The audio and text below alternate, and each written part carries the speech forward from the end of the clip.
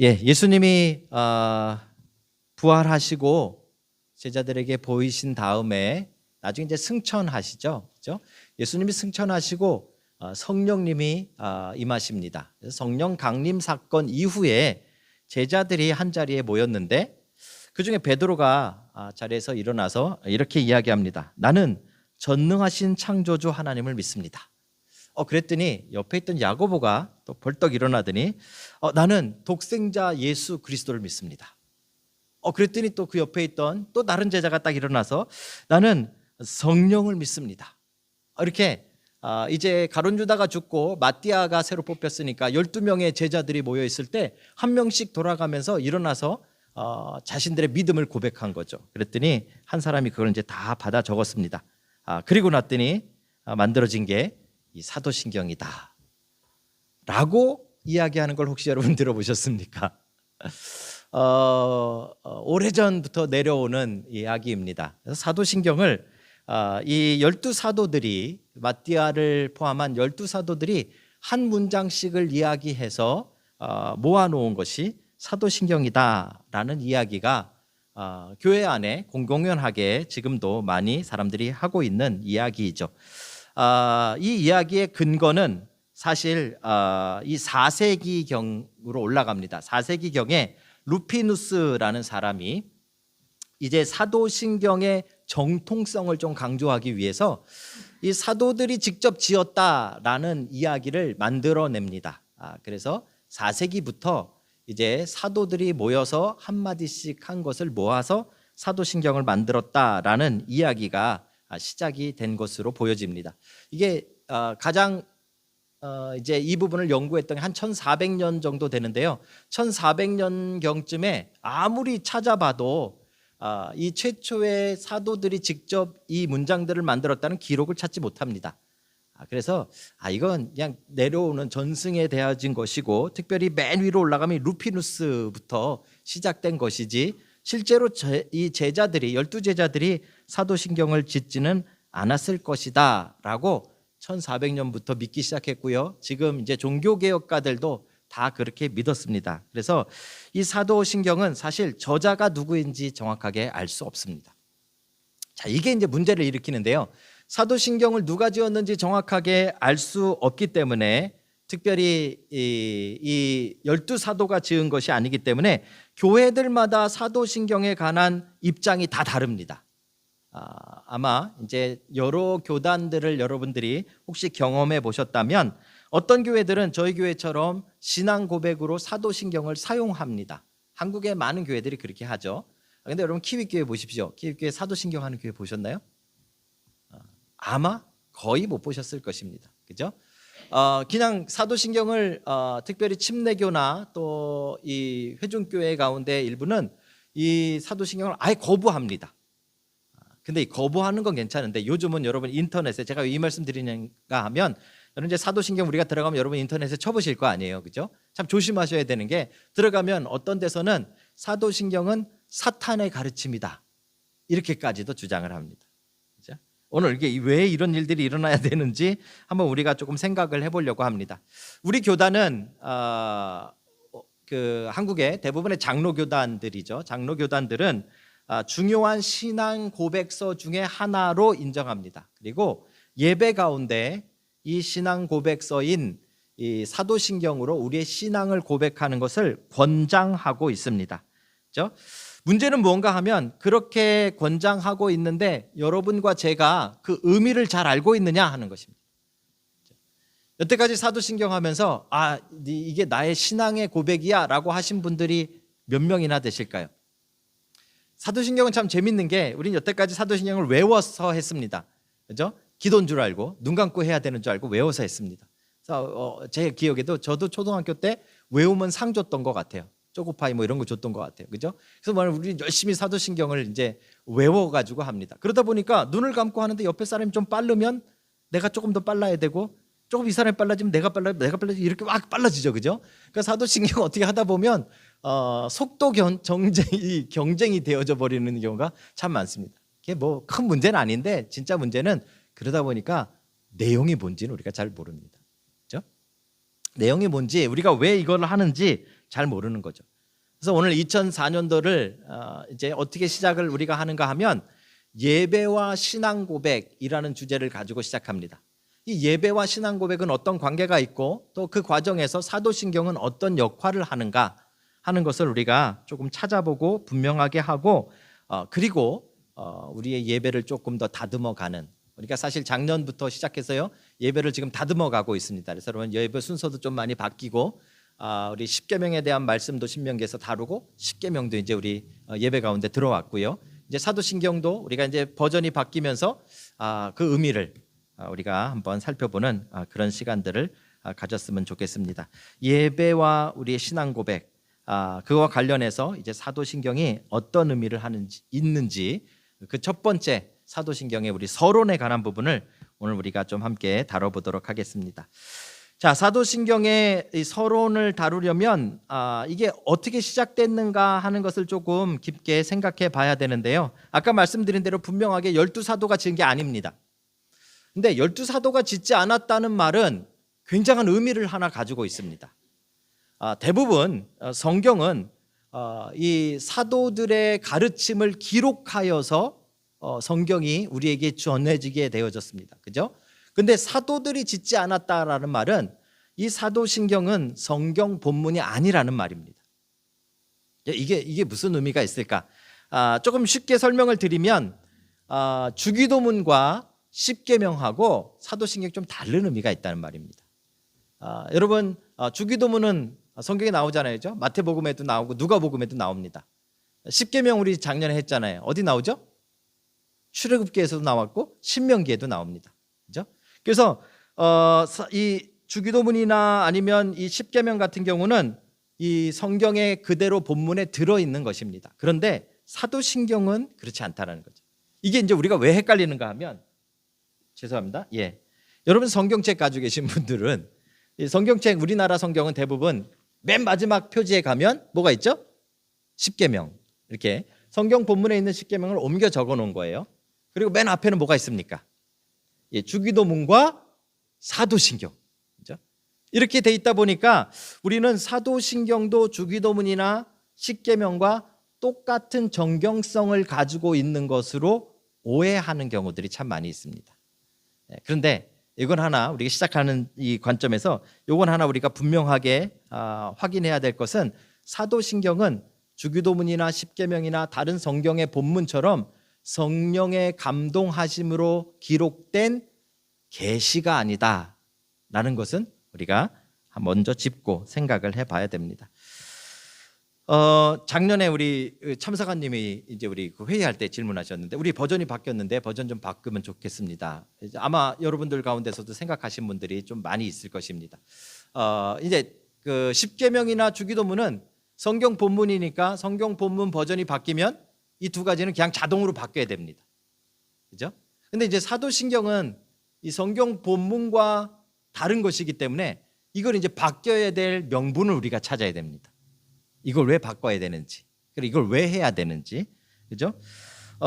사실 우리가 지금 새롭게 바꾸고 있는 새 버전인 사도신경은요, 이게 되게 재밌는 게 원래 원문은 라틴어로 되어져 있고요. 이게 이제 영어로 번역이 됐을 거 아닙니까? 그걸 가지고 한국은 한국말로 번역을 하는데, 이 초기에 한국 선교 초기에 교단별로 다른 버전의 사도신경을 가지고 있습니다. 그래서 교단별로 따로 만든 거예요. 자기네들의 사도신경. 그러니까 사도신경 내용은 똑같지만 버전이 다른 거죠. 그랬는데 이게 이제 점점점 이제 하나로 통일되기 시작합니다. 특별히 이 우리가 새롭게 지금 보고 있는 이 번역 참 좋게 잘 돼 있습니다. 나중에 그 이유를 설명드릴게요. 지금 우리가 새롭게 바꾸고자 하는 이 새 번역은 사실 장로교, 우리 교단은 아니지만 통합 측에서 2002년도에 만든 버전입니다. 근데 그게 이제 조금 올해 이 성경 개혁판이 나오면서 그 내용을 조금 이렇게 문장을 바꾸어서 지금 우리에게 이렇게 전달되어져 있는 것이죠. 그러다 보니까 이게 장로교에서는 쓰고 침례교에서는 안 씁니다. 아까 말씀드린 대로 뉴질랜드 교회들은 거의 안 쓰고요. 도대체 그럼 우리는 어떻게 해야 되느냐? 우리 교단은 또는 우리 교회는 왜 아직도 이 사도신경을 고집하고 있느냐?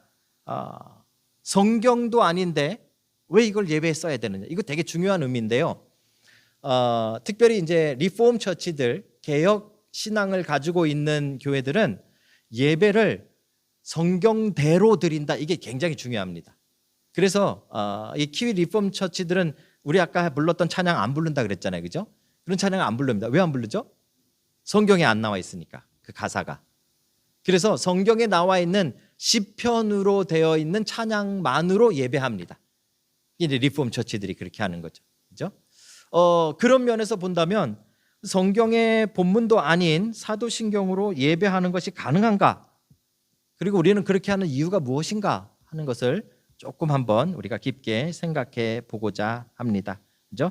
아까 말씀드렸듯이 성경의 기록은 안 돼 있지만 그 내용은 굉장히 성경적입니다.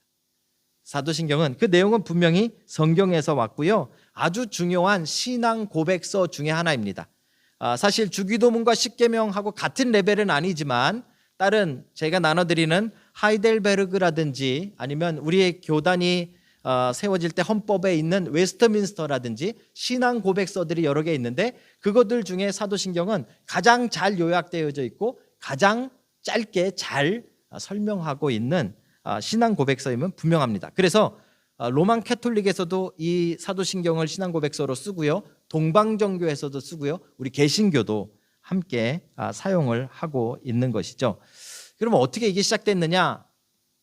어떤 사람들은 이게 초대교회 때 사도들이 세례를 주기 전에 질문하지 않습니까? 예수님을 믿습니까? 뭐 합니까? 이렇게 물어볼 때 그때 사용했던 내용이 지금 사도신경의 내용이다라고 많이들 알고 있습니다. 저도 그렇게 알았고요. 근데 열심히 논문을 찾아보니까 사실 그런 근거는 없습니다. 이야기는 있는데 실제 기록은 안 남아 있습니다. 실제 기록은 언제부터 남아 있는가 하면 215년부터 남아 있습니다. AD 215년에 히폴리투스라는 사람이 자기가 사도적 전통이라는 책을 쓰는데 그 책의 한 부분이 이런 질문 답으로 되어져 있습니다. 그런데 그 내용이 사도신경과 아주 비슷하다라고 볼 수 있죠. 제가 한번 읽어드릴게요. 히폴리투스의 책인데요. 첫째로 당신은 모든 것을 다스리시는 하나님 아버지를 믿습니까? 그러면 이제 그 당시에는 라틴어를 썼으니까 크레도라고 말합니다. 믿습니다. 나는 믿습니다. 이렇게 대답하는 거죠. 둘째로 당신은 하나님의 아들이시며 성령으로 잉태하사 동정녀에게 나시고 본디오 빌라도에게 십자가에 못 박혀 죽으시고 본디오 빌라도에게 의해서 십자가에 못 박혀 죽으시고 장사되었다가 사흘 만에 죽은 자 가운데서 다시 살아나시며 하늘에 오르사 아버지 우편에 앉아 계시다가 산자와 죽은 자를 심판하러 오실 예수 그리스도를 믿습니까? 그래도 나는 믿습니다. 셋째로 성령을 믿으며 거룩한 공예와 몸이 다시 사는 것을 믿습니까? 그래도 이게 언제 거라고요? 215년. 여러분 지금 들어보셨지만 거의 사도신경이랑 같잖아요. 그죠? 그러니까 사도신경의 진짜 뿌리는 어쩌면 215년으로 넘어가야 됩니다. 근데 이 215년에 이 신앙 고백은 어떤 의미가 있었을까를 우리가 한번 생각해 봐야 됩니다. 사도 요한이 가장 오래 살았잖아요. 제자들 가운데. 사도 요한의 제자가 폴리캅이라는 사람입니다. 그죠? 여러분 잘 아시는 폴리캅이라는 이 사람은 165년에 순교당합니다. 그죠? 그리고 나서 이게 40년 뒤에 이 글이 나옵니다. 그러니까 지금 200년대 전후로 해서 그러니까 313년이 여러분 좀 정신 없으시죠? 예. 313년에 기독교가 공인되잖아요. 밀라노 칙령에 의해서. 그 전까지는 핍박의 시대입니다. 핍박의 시대. 그러니까 이 고백은 언제 나온 건가 하면 핍박받는 시대 속에 나온 거예요. 그죠? 그래서 이 고백을 하면 어쩌면 로마의 핍박 가운데 죽을 수도 있는 거예요. 그때 사람들이 이 고백을 하는 거예요. 그죠?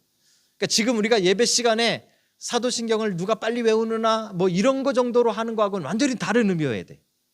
목숨을 걸고 정말로 이 고백을 하면 죽을 수도 있다라는 마음에서 이 고백을 하게 되어지는 것이죠. 그렇죠? 자, 그리고 또 한 가지는요. 200년대가 가장 중요하게 영지주의가 가장 크게 왕성할 때입니다. 이단이. 그러다 보니까 이제 이 믿음이 어떤 믿음인가를 가장 분명하게 고백해야 되는 것이 아주 중요한 일이 되어진 거예요. 그래서 이런 이단들 속에서 또는 핍박 속에서 우리의 신앙을 고백하기 위해서 만든 것이 히폴리투스가 만든 이 고백 질문들이고요. 그리고 이것에 대한 답이고요.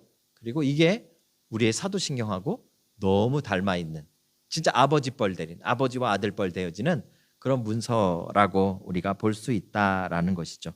그렇죠? 그 내용은 뭔가 한번 보십시오. 아까 첫째는, 둘째는, 셋째는 했죠. 첫째는 뭡니까? 성부 하나님과 그 하나님이 우리에게 하신 일이 무엇인가? 그렇죠? 우리 아버지 되심과 창조의 사역. 둘째는 무엇입니까? 예수 그리스도와 그가 십자가에 달려 돌아가신 구원의 사역. 셋째는 무엇입니까? 성령님과 그 성령이 이루시는 교회의 사역. 여러분 오늘 집에 가셔서 사도신경 한번 다시 펼쳐보세요. 사도신경은 복잡한 말들이 아니라요, 사도신경은 무엇을 고백하는 건가 하면 그 내용은 성경에서 이야기하고 있는 삼위일체 하나님을 고백하는 겁니다. 그 내용은 그 삼위일체 하나님이 무슨 일을 행하셨는가를 고백하는 겁니다. 그래서 이것은 뭐 제일 중요한 것이 그 내용이 무엇인가 하는 것을 우리는 꼭 기억해야 되는 것이죠.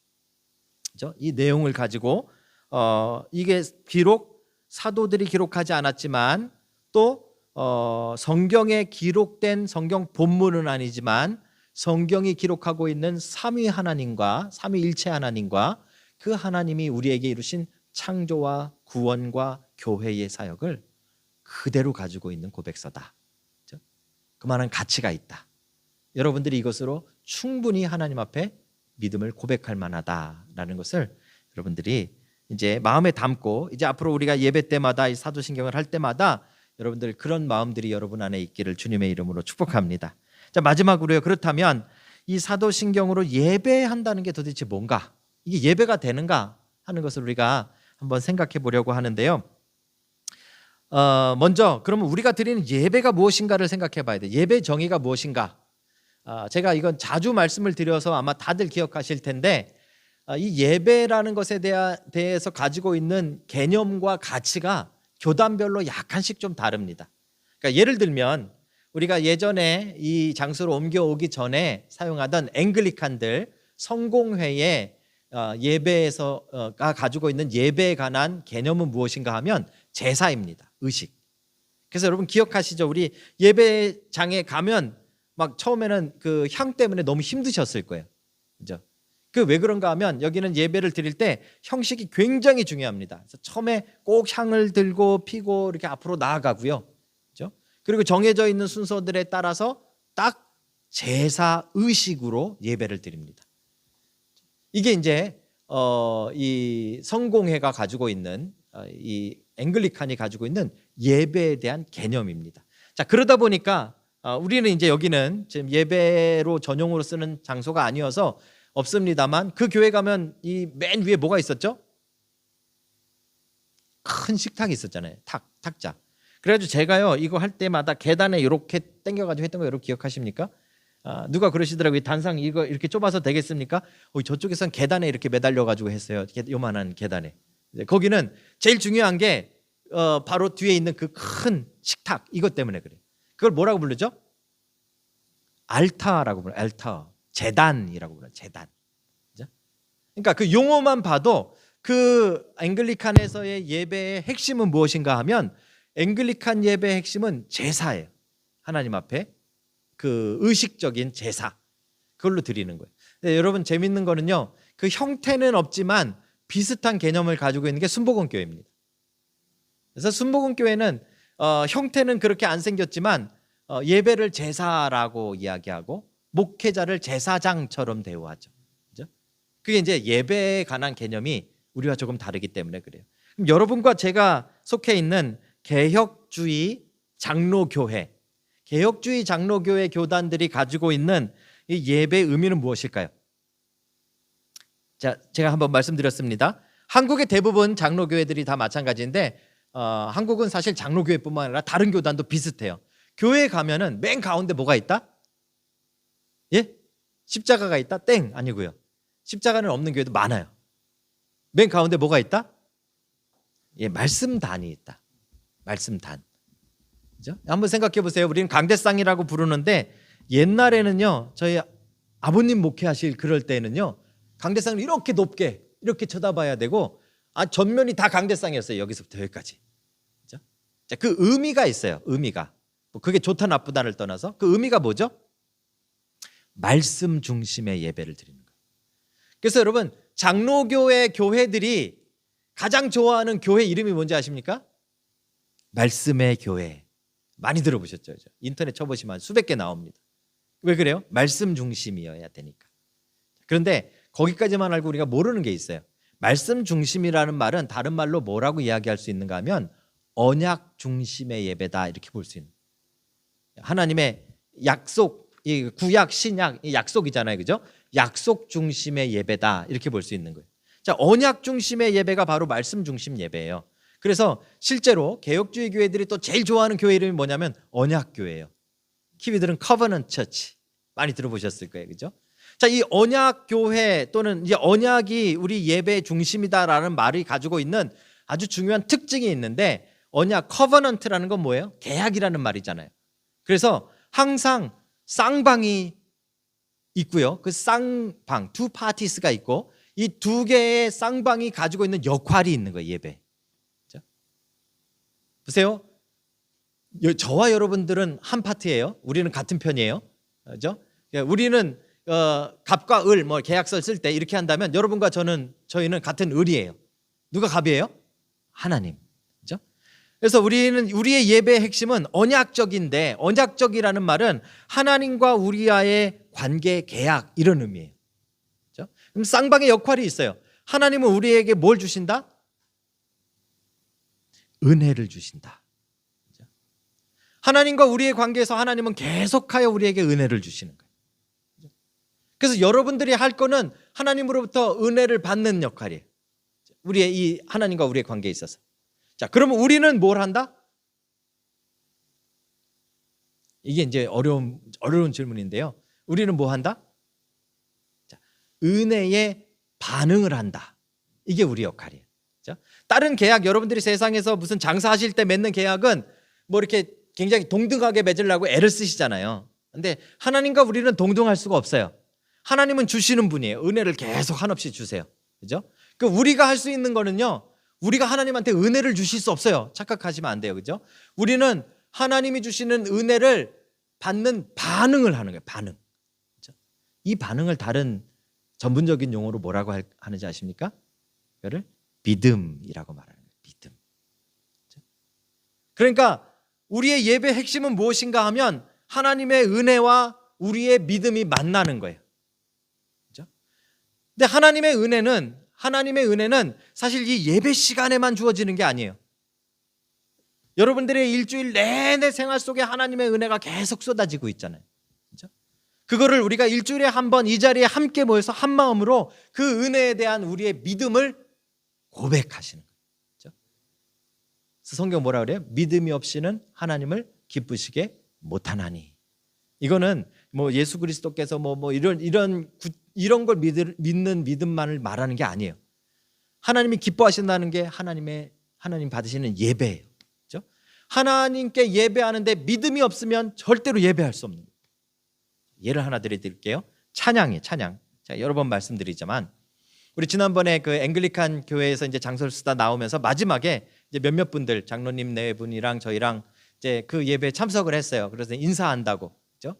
그래서 거기서 찬양을 드리는데 제가 깜짝 놀랐어요. 두 번째 예배를 드렸는데 우리는 찬양을 드리면 아까 보셨지만 이렇게 그 이제 4분의 4박자 그러면 또 졸지 마십시오. 4분의 4박자 그러면 이렇게 5선지 가운데 4등분 돼 있잖아요. 그럼 한 등분 안에 이 콩나물 이게 뭐 대가리가 이게 몇 개씩 왔다 갔다 하잖아요. 이렇게 부르잖아요. 그죠? 거길 갔더니요. 악보가 나와 있는데 한 마디에 하나예요. 성부 하나님이, 성자 예수님이, 이거예요. 그냥 이게 뭘 의미하는지 아세요, 여러분? 하나님이 받으시는 예배는, 찬양은 노래가 아니라는 말이에요. 악기 연주가 아니에요. 우리는 하나님 앞에 찬양한다 그러면서 우리 귀에 듣기 좋은 걸로 만들어 가지고 하나님이 찬양 받으신다고 착각하고 있는 거예요. 여러분 생각해 보세요. 여러분 무시하는 게 아닙니다. 여러분 우리 여기 우리 찬양팀 얼마나 잘해요. 우리 장로님 완전 전문가잖아요, 그죠? 그런데 천사가 찬양하는 거랑 비교할 수 있어요? 없어요. 그죠? 음악적인 걸로 하나님이 기뻐하신다면 여러분들과 하나님이 차이점이 거기에 있어요. 우리는 음악적으로 굉장히 멋있으면 와, 하나님 받으셨겠다. 천만의 말씀이에요. 하나님 안 받으세요. 왜요? 하나님은 지금 천사들이 여러분이 상상도 못할 만한 찬양을 부르고 있는데 지금 죄송합니다만 제까지 것이 뭐 연주하면서 막 이렇게 하는 게 하나님 귀에 들리긴 할 것 같으세요? 그 음악으로는 하나님 귀를 두들길 수가 없는 거예요. 그런데도 우리는 이야기하잖아요. 막 찬양 막 예전에 유명한 그 CCM 가수가 제가 그 한우리 교회에서 사역자 할 때요. 그분이 오셔가지고 공연을 하셨어요. 그래서 막 다 기대하는 마음에 다 앉아 있었어요. 그죠? 그러더니 다 같이 부르시다 그러더니 나 같은 죄인을 부르는데 뭐 나가 막 올라갔다 내려왔다 하는데 다 못 불러. 너무 그분은 막 고음으로 막 올라갔다 내려왔다 하는데 너무 어려워. 못 불러. 그죠? 그럼 막 이렇게 올라갔다 내려왔다 하면서 사람들은 깜짝 놀라는 거야. 와, 멋있다. 야, 저 찬양 진짜 좋다. 더 나아가서 야, 진짜 은혜스럽다. 네, 죄송하지만 여러분들이 CCM을 듣고 좋은 음악으로 하나님의 찬양을 듣는 것은 참 중요한 문화 생활이에요. 예배가 아니에요. 이 자리에서 하나님이 받으시는 예배는 우리의 음악이 아니에요. 악기가 아니에요. 우리의 기교가 아니에요. 여러분 목소리가 아니에요. 하나님이 진짜 받으시는 예배는 찬양은 그 안에 담겨져 있는 믿음이에요. 믿음. 찬양 가사에 여러분의 믿음이 얹어져 있지 않으면 하나님이 받지 않으신다는 말이에요. 찬양 가사가 여러분 신앙의 고백이 되지 않으면, 믿음의 고백이 되지 않으면 하나님이 받지 않는다는 말이에요. 이 찬양만 그럴 것 같으세요? 기도도 마찬가지예요. 그렇죠? 말씀은요. 말씀은 그냥 은혜 시간 천만의 말씀요. 그렇죠? 말씀을 들으시면서 맞다. 그게 뭐라 그래요? 우리는 어떻게 반응해요? 아멘. 그게 하나님 말씀으로 하나님 앞에 우리가 예배하는 거예요. 그렇죠? 하나님의 말씀이 선포될 때 하나님의 생각과 하나님의 계획과 하나님의 말씀에 내 믿음을 얹어서 아멘으로 고백하는 게 예배라는 말이에요. 그렇죠? 그래서 우리는 지금 하나님께 우리가 드리는 언약적인 예배로 봤을 때 하나님은 우리에게 은혜를 베푸시지만 우리가 하나님 앞에 그 은혜에 대한 반응을 할 수 있는 건 오직 뭐밖에 없다? 믿음밖에 없다는 거예요. 믿음. 그래서 믿음이 없이는 하나님을 기쁘시게 못하는 거예요. 믿음이 없는 찬양은 하나님 받지 않으시는 거예요. 여러분의 믿음이 담겨 있지 않은 기도는 하나님 듣지 않으시는 거예요. 여러분의 믿음이 얹어져 있지 않은 말씀은 우리 삶에 아무런 의미가 없는 거예요. 그렇다면 예배의 핵심은 믿음입니다. 우리의 반응으로 볼 때, 그죠? 그 믿음을 가장 직접적으로 고백하는 게 뭐예요? 그게 신앙 고백인 거예요. 신앙 고백. 그죠? 그러니까 우리가 주일날마다 이 자리에 모여가지고 사도신경 할 때마다, 그죠? 누가 빨리 하나 전능하사 천지를 만드신 하나님 아버지를 내가 믿사오며, 꽤 빨리 하죠, 그죠? 저보다 더 빨리 하실걸요, 옆에서 들으시면. 거기에 사도신경의 의미가 있는 것이 아니고요, 그죠? 한 글자 한 글자가 여러분의 믿음의 고백이 될 때, 한 글자 한 글자가 우리의 신앙의 고백이 될 때, 그 믿음을 하나님이, 그 고백을 하나님이 받으시는 거예요. 이게 진짜 예배인 거죠. 여러분 앞으로 그런 예배를 이 사도신경 할 때마다 여러분 경험하시면 좋을 것 같아요. 아까 말씀드린 대로 사도신경의 핵심은 라틴어로 크레도입니다. 크레도. 나는 믿습니다. 이 고백이에요. 그죠? 놀랍게도요, 이 고백의 시작이 제가 아까 215년이라 그랬는데 그건 사도신경과 연관해서만 그래요. 실제로 정말 고백을 가지고 하나님 앞에 예배하는 장면은 예수님 때부터 등장해요. 그 대표적인 게 뭔가 하면 가이사라 빌립보에서 예수님의 질문과 베드로의 대답이에요. 여러분 혹시 가보신 분들도 계실 텐데 놀랍게도 저도 가봤습니다. 갔는데요, 가이사라 빌립보는요 물이 진짜 맑고 막 쫙 흘러내려요. 그리고 이 산 쪽으로 가면요 이렇게 큰 산 벽에 이 돌들을 깎아가지고요 저기서부터 신들이 계속 있어요. 무슨 신, 무슨 신, 무슨 신, 무슨 신, 무슨 신. 맨 마지막에는 황제까지.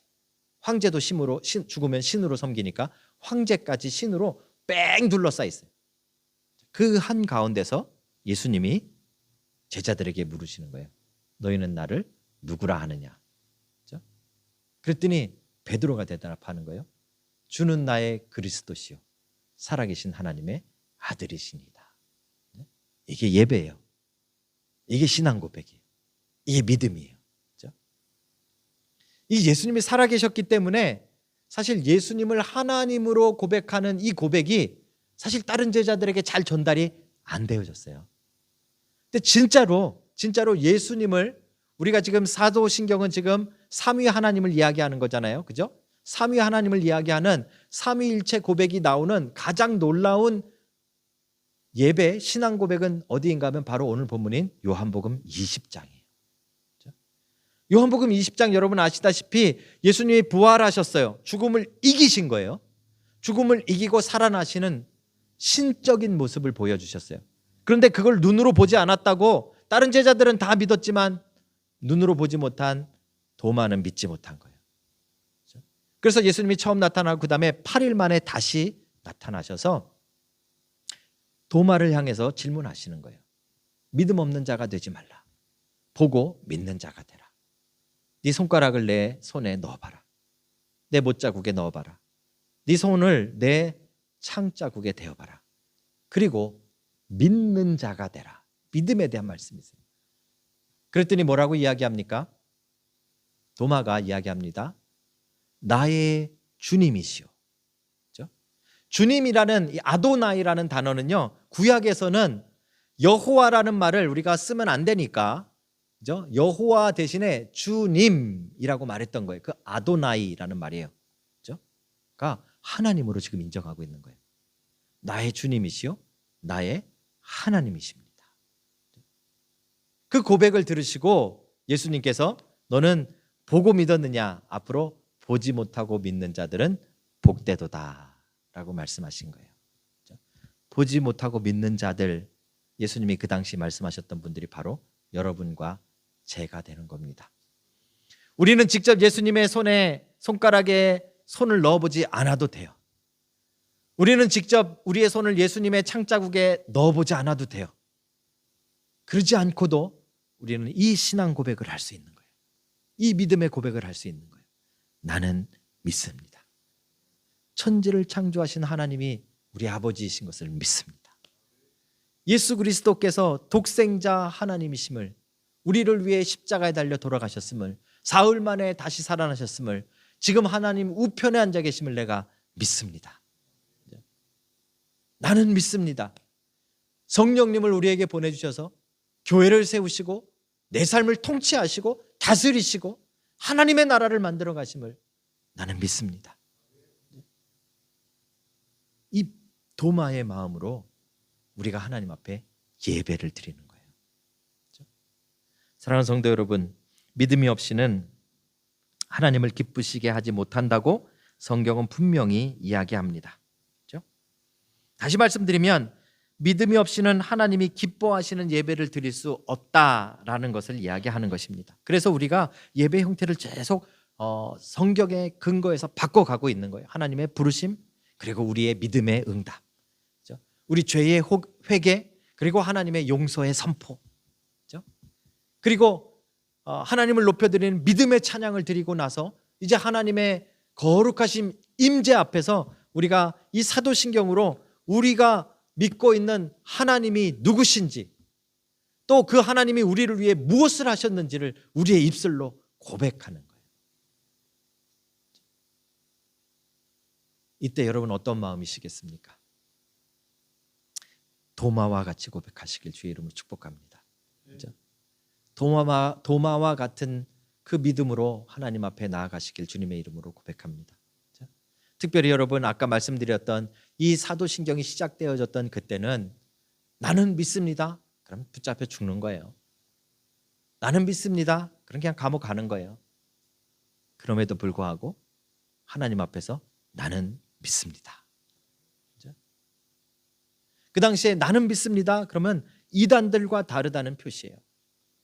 그래서 우리 하나님은 어떤 하나님이신지 삼위일체 하나님을 고백하는 거예요. 그래서 우리는 우리 하나님이 우리에게 행하신 구체적인 창조의 사역과 구원의 사역과 교회 사역을 고백하는 거예요. 이제 그 마음이 여러분과 제 안에 회복되기를 주의 이름으로 축복합니다. 2024년도는 여러분 우리의 예배가 정말 다시 살아나는 그런 놀라운 은혜가 있기를 주님의 이름으로 축복합니다. 예배할 때마다 도마 같은 마음으로 나는 믿습니다가 여러분과 제 입술에서 고백되어지는 그런 놀라운 일들이 일어나기를 주님의 이름으로 축복합니다. 다 같이 자리에서 일어나셔서요. 제가 마치는 기도 대신에 이 시간에 우리 한번 이 새로운 사도신경으로 우리 다음 주부터 계속 한 부분씩을 세네 번에 나눠서 함께 나누어 가겠지만 오늘 여러분들이 여러분의 입술로 도마의 마음을 가지고 한번 사도신경을 고백하시고 그리고 나서 우리 믿음에 관한 찬양 함께 하도록 그렇게 하겠습니다. 우리 PPT를 한번 띄워주시고요. 우리 찬양팀도 나와서 준비해 주시고 여러분 마음 깊은 곳에서부터 도마처럼 한번 고백하는 시간 되셨으면 좋겠습니다. 우리 다 같이 우리 사도신경으로 하나님 앞에 우리의 신앙을 믿음을 고백하십니다. 나는 전능하신 하나님 아버지 천지의 창조주를 믿습니다. 나는 그의 유일하신 아들 우리 주 예수 그리스도를 믿습니다. 그는 성령으로 잉태되어 동정녀 마리아에게 나시고 본디오 빌라도에게 고난을 받아 십자가에 못 박혀 죽으시고 장사한 지 사흘 만에 죽은 자 가운데서 다시 살아나셨으며 하늘에 오르시어 전능하신 아버지 하나님 우편에 앉아 계시다가 거기로부터 살아있는 자와 죽은 자를 심판하러 오십니다. 나는 성령을 믿으며 거룩한 공고회와 성도의 교제와 죄를 용서받는 것과 몸의 부활과 영생을 믿습니다. 아멘.